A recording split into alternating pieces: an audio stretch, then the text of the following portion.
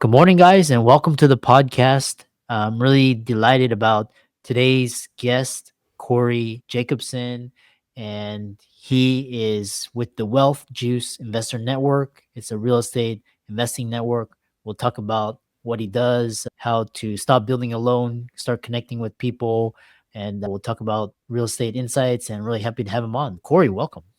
Hey, Chris, thank you for having me on, man. I really appreciate it. I'm looking forward to this. Yeah, and briefly introduce yourself, and we'll dive into the questions.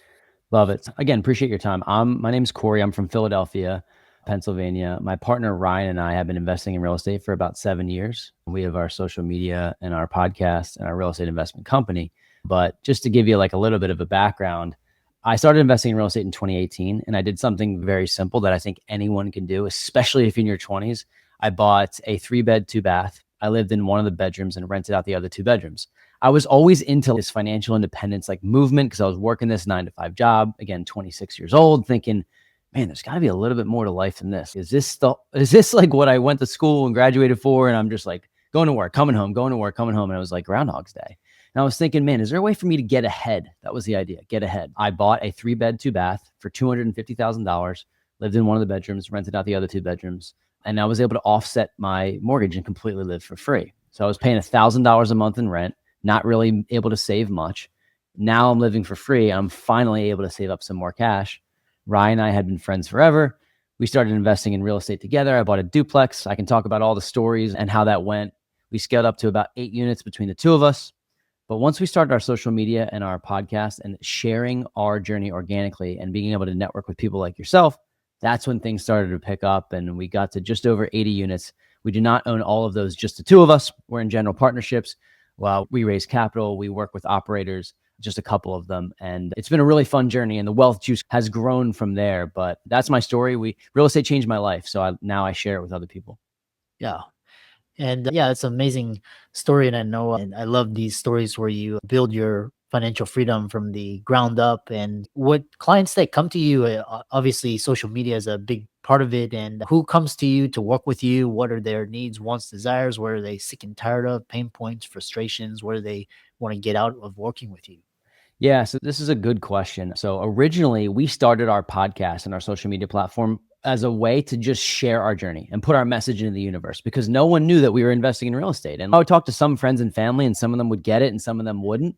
But I knew I was listening to shows like Bigger Pockets, and I was saying, it's hard for me to relate to somebody who has 1,000 units who started in 1992. Like I just couldn't. I was like, it's just so far out of the realm of what I thought I could do. So I thought maybe people would like to follow along in the journey and figure out about house hack number 1 and duplex number 2 and triplex number 3.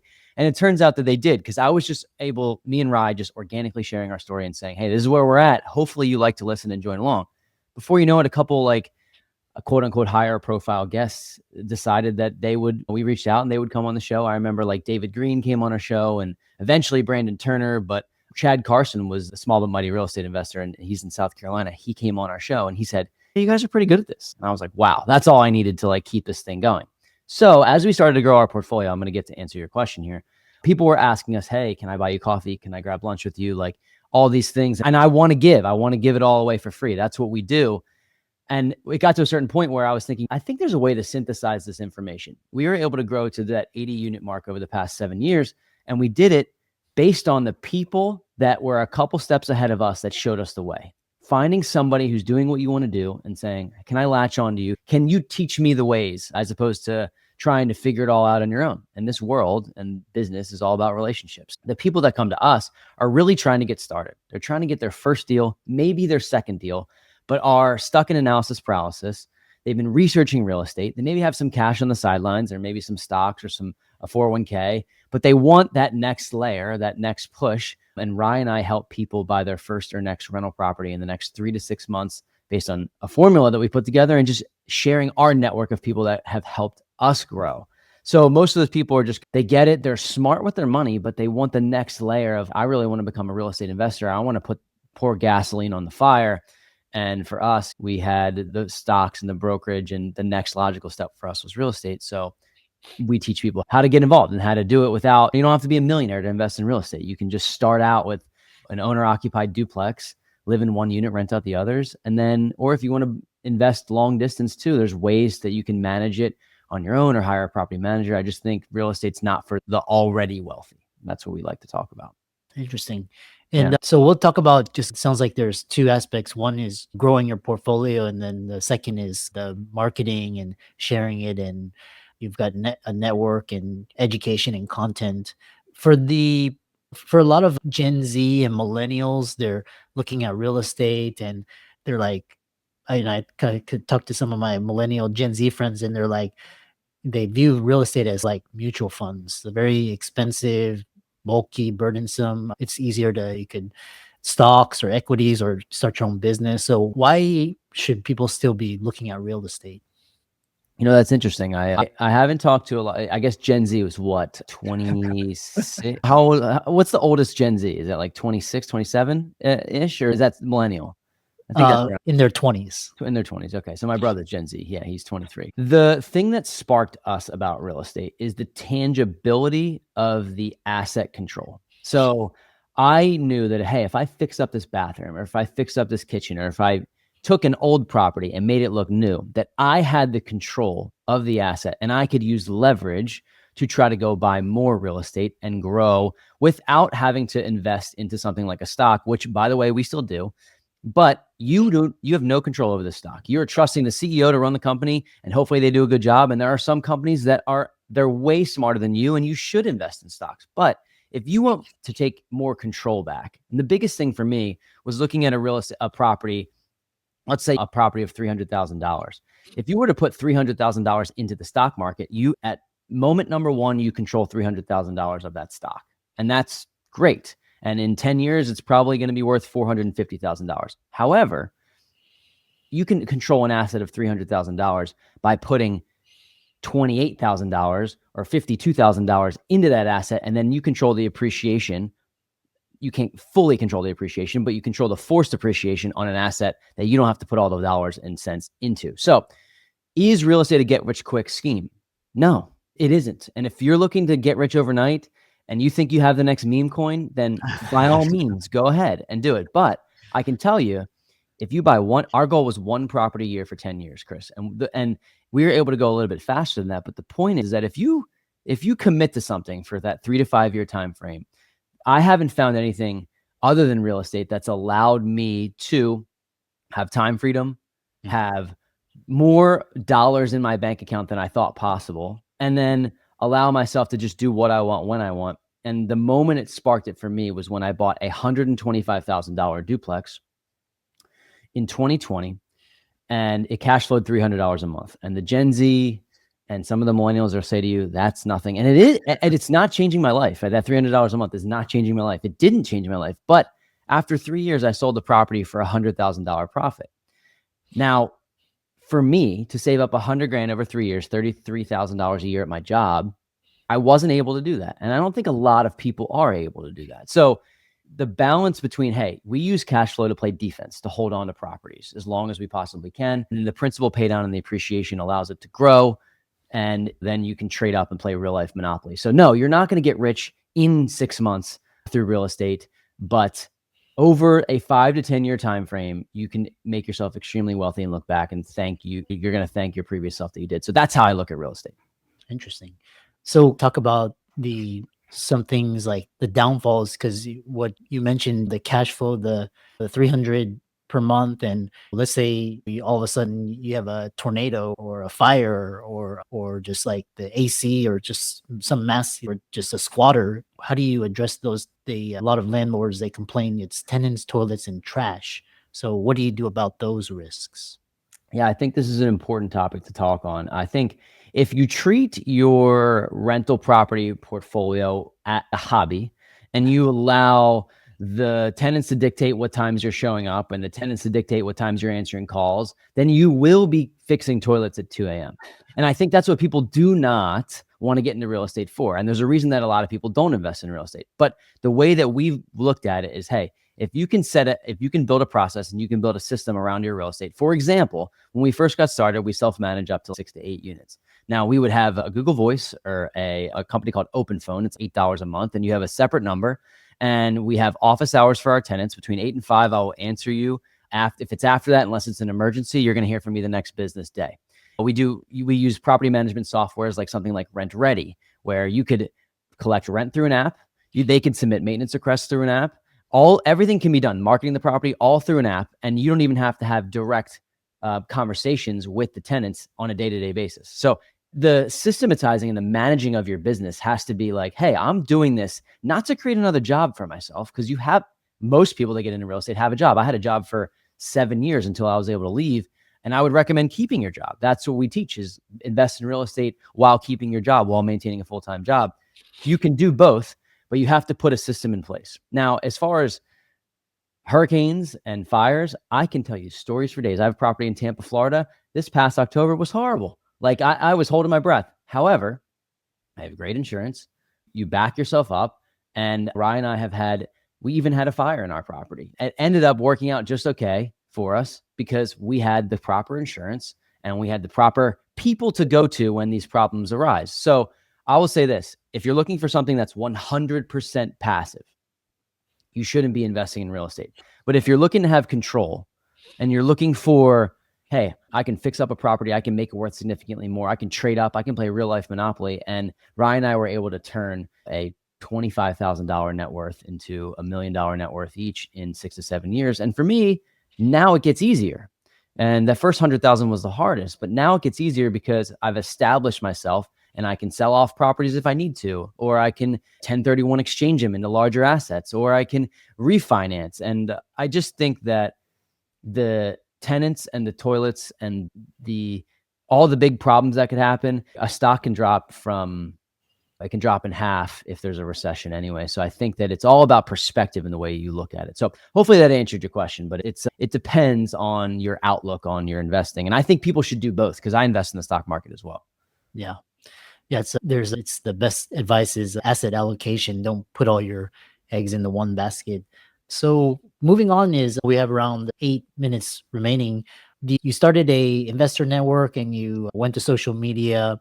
Talk about this idea, because a lot of people, they're successful investors, and that's why go towards education, whereas you could continue to build your real estate portfolio. Is there scalability, or is it just we enjoy creating content for people that want to become social media influencers? This is a great question, because I think the internet is filled with people today that are not really genuine, and they're maybe portraying a life or something that they don't actually live. And that's hard to sift through. Like, I'm the first one to admit that. When somebody referred to me as an influencer, I thought twice. I'm like, I don't know if that's exactly like who I want to be. However, I do love creating content. I love teaching people. I'm a coach at heart. Like, I coach basketball. I've coached my whole life. So I really like watching and molding somebody, or having somebody figure something out that they didn't know before that changes their life. Basically, what we did was, we were having the amount of people that were reaching out to us about trying to get in the real estate investing game and trying to figure this out on their own. We figured, hey, if we can synthesize this information and give people a blueprint, the blueprint that worked for us, how do we give that out to people? And we are already doing a podcast every single week. So we ramped that up to 2 a week. We post on social media every day, just free value about how you can do all of this on your own. But if you're looking for the next level, for the hand-holding, for somebody that's been there, done that can give you the keys, that's why we started the education. So we're doing both. We're growing our real estate portfolio. We just closed on a 10 unit in March of this year. So we buy a couple 10 to 50 units a year at this point. And we're growing our education business, because there are people in our backyard, in our network, who want the right lender. They want the right agent. They want the blueprint. They want to learn how to build a team. They want to learn how to underwrite deals the right way. And I found that there's scalability in that, but also I know how important a mentor or somebody was for me in the beginning stages, because I bought a property. I had no clue what to do. I didn't even know you had to fix it up. And I made some mistakes that if I had somebody there in my Rolodex, if you will, my phone to call, things would have gotten a lot easier. And this game can be, entrepreneurship and building a business can be lonely. So having people at your disposal that can help you, to me, that was the biggest cheat code of all. So we do both. We build our real estate portfolio. We teach people how to do it. If you came to me and you said, hey, Corey, I have 12 units, I'd love to go to 50, I'd tell you, there's probably somebody better out there that can teach you that game. But if you want to go from 0 to 1 or 0 to 3 or 1 to 2, getting started and putting something that is repeatable, a process in place that you can do it over and over again, that's how Ryan and I feel like we can help the most. And that's why we put it together. Interesting. A follow-up question is what people that are, because you've got a wealth juice inner circle, and talk about just some case studies, just people joining this. What value does it have? What perks does it have? And talk about just the success stories that you've had. Yeah, we've had a number of people that have been following along on our journey. Maybe they've been listening to the podcast, they've been following us on social, and they've been like just stuck in this analysis paralysis mode, sitting on the sidelines. And if you're 25 to 40 years old and you have some cash set aside and you want to really build wealth and you want to accelerate this, and maybe you're thinking, I'm going to my job, is this the forever thing? What we've done with a number of people, like for example, a good friend of ours now, his name is Jake. He's a police officer, and he came to us and he said, guys, I've been thinking about real estate for 2 years. Like, I really want to get involved. And what we did is we went through the 8-pillar system of mindset, the strategy, deal analysis, building your team, acquisition, property and tenant management, and business structure and organization. And then turn it into social if you want to talk about it on social media. Like those 8 pillars we teach, plugged him in with the right agent, taught him how to analyze deals. And within 8 weeks, he had his first house hack under contract. And now about 3 months later, he's looking at his second deal. So people come to us with this stopgap of, I'm either stuck in analysis paralysis or I want to get involved, but I just don't know what moves to make. What market should I invest in? Because Ryan and I started in Philadelphia and New Jersey, and now we invest in Vermont and New Hampshire, and I have property in Florida. So we found the right markets, we found the right teams, and now we don't really manage any of our properties. So another example of somebody who came to us, somebody in New Jersey, him and his wife just got married.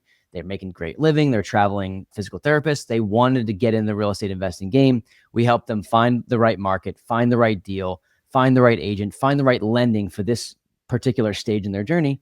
And within 2 months, they had a property under contract, and now it's cash flowing for them. We help people fill the gap in the knowledge, but also the confidence, because most people just lack the confidence to go do the deal. And if you talk to somebody who's done it before, that was the thing that helped me the most. So that's probably some case studies and some examples of people that we've helped. Yeah. If you were looking back on yourself 2017, 2018, and obviously no process is mistake free, what things did you wish you had known or somebody had taught you that you can pass forward to people listening today? That's a good question. Kind of what would I tell my younger self in a way? Yeah. I would say that there is nothing linear about building a business or buying real estate. And I think that people get in their heads, and I've got this in my head, that I'm going to buy one property and then I'm going to stack up to this point. I'm going to be comfortable, and then I'm going to buy the next one, and then I'm going to buy the next one. And it's going to be this very like A to Z linear, like just bouncing along, and you get better every day. And I have taken so many hits. I have taken so many road bumps that have knocked me down. I've taken positions where I was in sales, I was working a sales position, and then I went full-time into my business, and my salary or my income dropped in half. And I made that choice that I wanted to go do this because I wanted to pursue something that I really enjoyed to do. And I think that I would tell myself that although this isn't going to be linear, it may not get easier, but you get better. And that's the biggest thing that I've taught myself. And the people that I can call in my phone, like, have been unbelievable to me. And hey, Corey, I know this seems like a big problem right now for you, but I've dealt with this every single day for the past 2 years. And it's not a big problem because I'm a couple steps ahead of you. So telling myself that there's people that are dealing with the same problems that you are, you just need to go find them, or the people that have dealt with the problems already in the past and they're not dealing with them anymore, or you think they're problems, but they're not problems. So I would say a combination of your path isn't linear, and that there are people that are dealing with exactly what you're dealing with right now. You just need to locate them and associate yourself with them in some way, whether that's giving away value for free, or maybe paying for mentorship or paying to be in the rooms with these people. And obviously you have to vet and know and trust these people, but there are people out there that are looking to do, or that have already done what you're looking to do. So yeah, I really love that. And for a lot of busy professionals, executives, especially doctors, it's like this stepwise. It's like it's failure is looked down upon. And so it's really good that they can hear this from entrepreneurs. Entrepreneurship is not easy. If people wanted to connect with you and reach out to you, how would they do that? Yeah, Chris, the best way to get in touch with us is on Instagram. You can follow us at Wealth Juice Official. That's Ryan and I. We have a shared account there, Wealth Juice Official. We answer all of our DMs. So reach out to us if you're looking to get started in the real estate investing journey. If you want to listen to our podcast, the Wealth Juice Podcast, we're going on 6 years. We've interviewed amazing guests, and we talk about sharing our story and our journey as well, and just amplifying voices. I feel like that's what we do really well. So the best place is Instagram at Wealth Juice Official, and then YouTube as well. But our podcast, wherever you would listen to podcasts, Apple or Spotify, the Wealth Juice Podcast. And yeah, tune in. We'd happy to have more listeners and just interact with people that are tuning in. Excellent. I really enjoyed this conversation, and keep up the great work. Thank you for having me, Chris. I really appreciate it.